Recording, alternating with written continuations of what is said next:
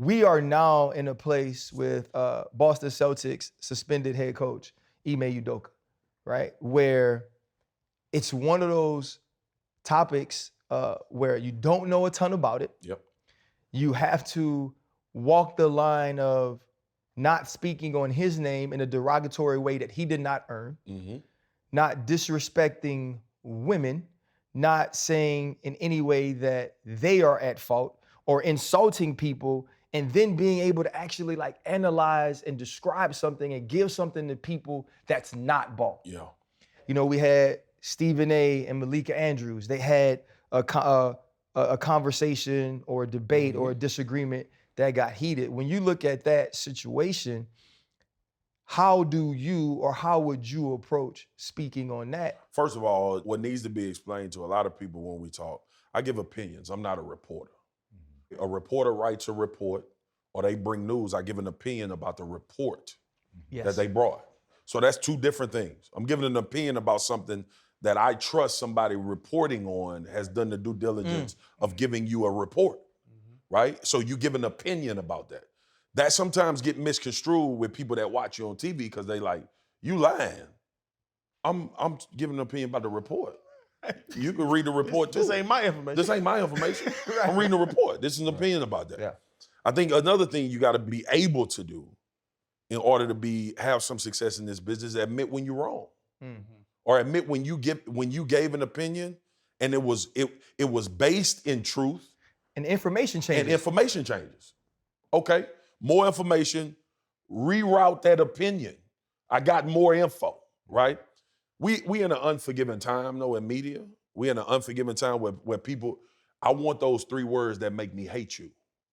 Forget them other 35 you said. Let me pull them 3 you said, and I'm gonna hate you for these 3. I ain't gonna talk about nothing else. In one sentence, the Miami Dolphins good, but the Miami Dolphins ain't better than the Bills. Oh, he hate the Dolphins. Right? So if you always fighting that battle, this is a short-lived career for you. Yeah. If you fighting that battle on, oh, let me make sure you're okay, and let me make sure you're okay, even though we saying opposite things. All right, and then the other part, RC, is with Ime and that situation with what happened with Stephen A. and Malika, which I think between discourse was between them two, it was misunderstanding, legitimately playing out in real time. What I know of that situation is when you're in a position of authority, and sometimes we don't like to acknowledge it, we got to operate and function in a different way, right? We got to do things differently. We can't, you have to grow as your role grows, as your visibility grows, as your responsibility grows, you have to operate in a different way. I don't know if you deem it fair as the individual, but it's true. So what the guy that run Everybody Coffee in the Celtics organization, if he did that, it'll be a firing and nobody would ever hear about it. Right. But you're the head coach of this organization that everybody has eyes on. Yeah. Right? So that responsibility changes. And then the other part too is when you have these nuanced conversations about anything, race, women, men, in the media, you better choose your words carefully. What I try not to do is err on the side of disrespectful. If I'm speaking truth and you feel like it's disrespectful, man, listen. I'm telling the truth, bro. Right. You know? Now you determine how you want to respond to the truth. Yeah. And everybody don't like that. But we've known that since we was little. It ain't take us to start working in TV or in some major medium to understand that everybody don't like to hear the truth. Right? They want silos and they want this got to align with what I'm saying for me to like this. That's where we are now. So I think that overall situation, Ime Udoka, you the head coach of the Boston Celtics, you can't do what you was doing. For me, that's simple.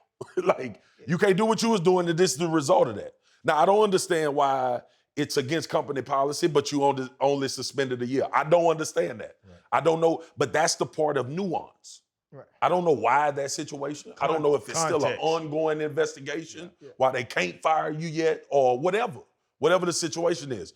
But you divulge and you give an opinion about the information you have. So, Chan, in that you've done radio for a decade now, And we've talked about the situation. I think Marcus is exactly right. As you continue to elevate, you have to move in a different way. We've seen that in the small world we live in.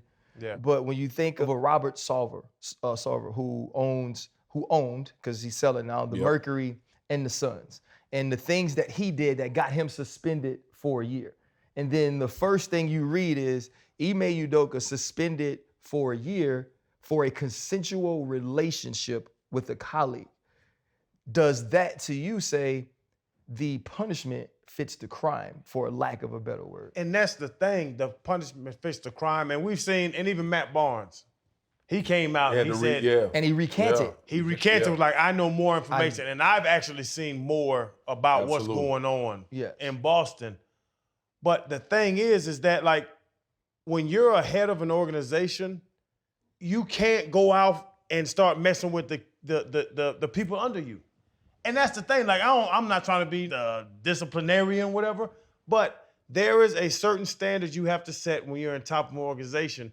And people have pushed back with me about this. Yeah. There is a standard you have to set. If the pivot, I'll be honest, we're doing well.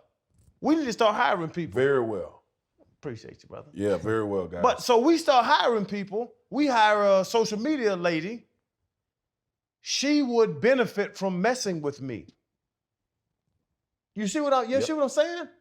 As the head coach of a basketball team, you have to figure that out and see that you can't mess with these ladies in this building, because you can take that as they're trying to better themselves and better their career. Your mortgage is attached to me. Yep. Position of authority. And that's what it is. And they're like, hey, man, you know, Udoka, I can't say this motherfucking name. Udoka. I don't know none of this. I can't. I'm country. I know it. Yeah.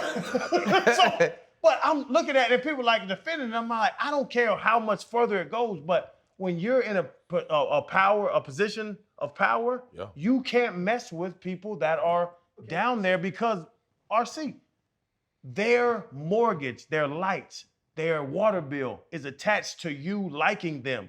So now if I f with you, now I'm gonna be hired more. I'm gonna have a better position in this company. That's the thing, the position of power, where you can't mess with that. You can't walk that line. I think that's part of the policy, right? Part of the policy is not only that. Part of the policy is so this person doesn't think that this person has the edge on them because of who their romantic relationship is. Right. That matters as well. Fred, I was asked a question this week, and I've been waiting to ask you as it pertains to the situation. I was asked, why would someone work so hard their entire lives to be in a certain position as he was, and then even in understanding the rules, even in consensual, put that or risk that or put that on the line for that? And I forget what movie I was watching, and for lack of a better word, it talked about all of the kingdoms, all of the great organizations, all of the great men that were brought down by sex, brought down by women, brought down by vagina. When you look at that situation, do you sit back and wonder?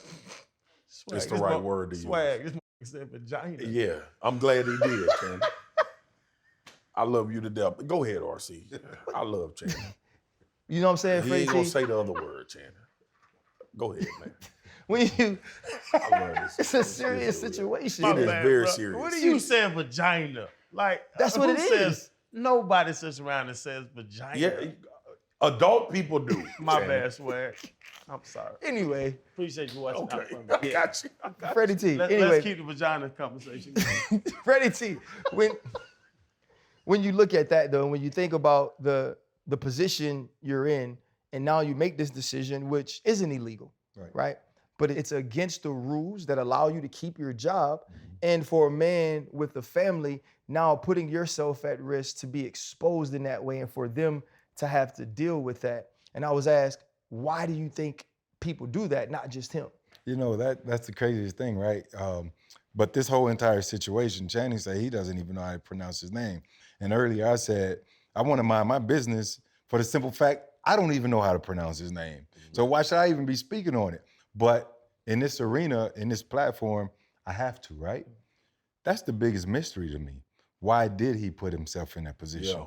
And that will continue to be the biggest mystery to pretty much for a majority of the people that are invested in this outside of the sports arena, because you insert, the one of the most beautiful actresses that we grew up having crushes on, and Nia Long, that changes the whole entire conversation. And that brings up the question even more, why did he do it? Yeah. Look at what you have at home. And then I was gonna ask you, Swag, you have public-private, you have sports arena, and the people that don't care about sports, but they love movies. They love their black queens, right? I wanna know how many people that have been included in this, what's the percentage of people that are invested in this because he was Nia Long's fiance or 100%. boyfriend? That's a whole different, that's more legs.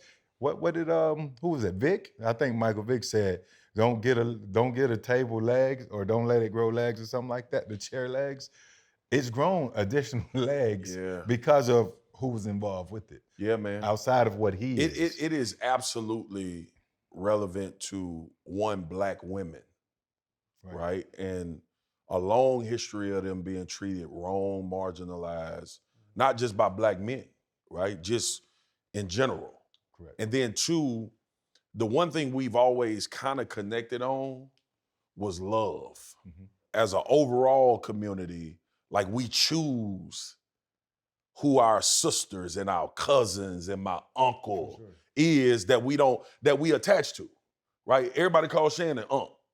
That's the relativity of how they view that relationship. And I think to your point, when you start talking about Nia Long, Nia was family. For sure. Like Best Man, Love Jones.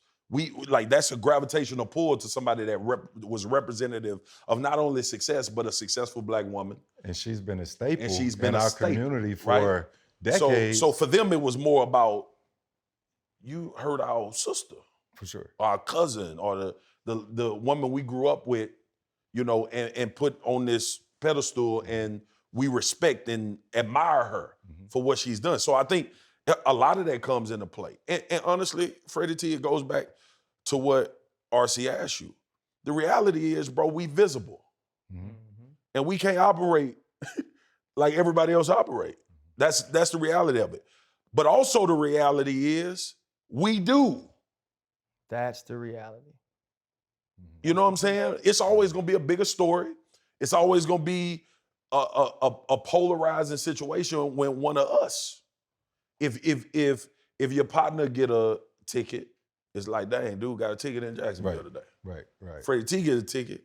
What was he doing? How fast What was was he in the going? car? How fast was he going? What was the interaction like? But Sweat, why are y'all so taken back that somebody cheated on a famous person? None of us are. I was gonna say, because No, I I'm use not. your word. What's the best vagina? New vagina. I'm married. I love my lady. I do too. But- And yeah. I told my wife ass I don't up want last no night new before one. I flew I out. don't want no new one. Wait. Why he said it and everybody just looked at him? Yeah, I don't want no because new one. everybody got No, scared. I'm gonna say it. I don't want no new one.